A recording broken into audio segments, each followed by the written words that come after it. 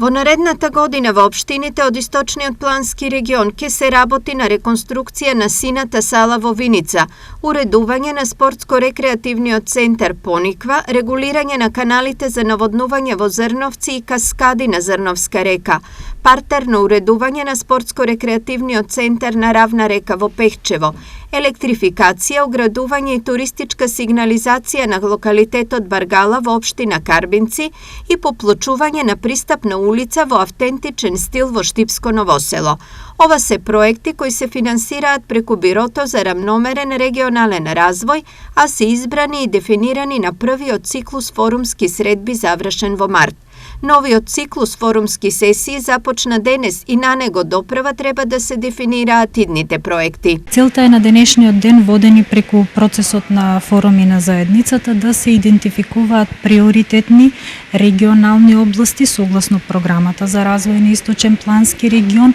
и да се идентификуваат регионални проблеми каде е потребно да бидат насочени овие средства кои што ги имаме од програмата за рамномерен регионален развој. Станува збор за вкупен износ на средства кои што се одобрени и се предвидени да се финансираат од Бирото за регионален развој во износ од 47 милиони денари,